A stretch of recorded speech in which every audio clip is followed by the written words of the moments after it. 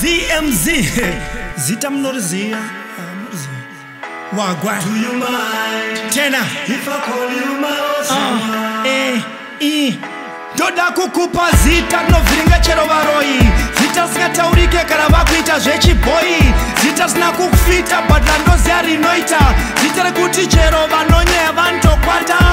Your way my way Brian Chakata rakata. Dai zvaitoita ndaitokuti propeller kokontenderedza brand mosia simba rapera. Ndiri Ben Groove ndiri one asina kupera. Ndini mzimba wacho saka chiteerera. Munhu anomutswa naMwari hamutswe nealamu. Ndakapuwa naMwari ndoda vevangu madhamu.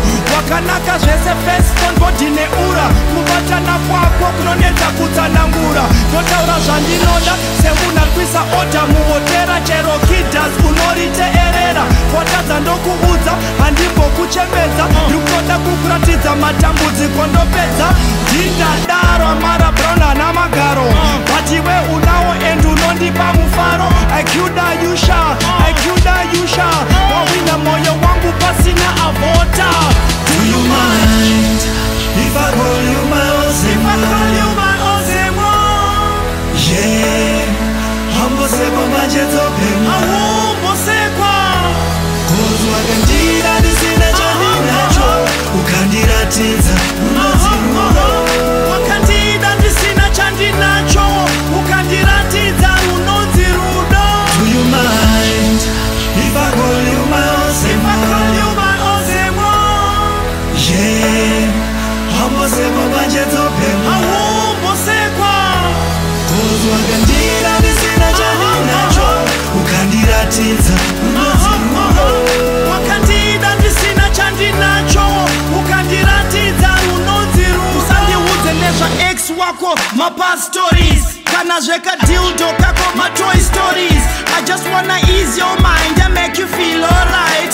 Whatever you want, whenever you want, I'll provide.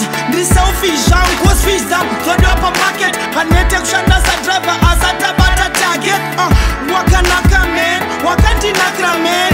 Masikati maneru, chero max, senzi jinji maza ano jambova. My smartphone, smart TV, you are my smart bang. IQda Yusha, wakawina moyo wangu, zese zangu nokupa.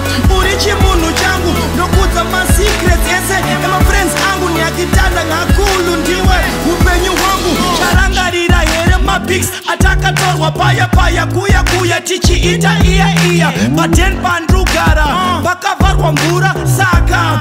Asanda magezesa. IQda Yusha, IQda Yusha, IQda Yusha, IQda Yusha, IQda Yusha, IQda Yusha. Wakawina moyo wangu pasina avota. Do you mind if I call you my Ozema?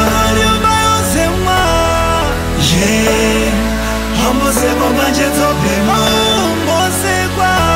Cause wakandira ndisina chandinacho. Ukandiratidza unodzirudo. Wakandida ndisina chandinacho. Ukandiratidza unodzirudo. Do you mind if I call you my Ozema? Yeah, hambosekwa manje topema. Cause wakandira ndisina chandinacho. Ukandiratidza unodzirudo. Wakandida ndisina chandinacho. Ukandiratidza unodzirudo. Yapera.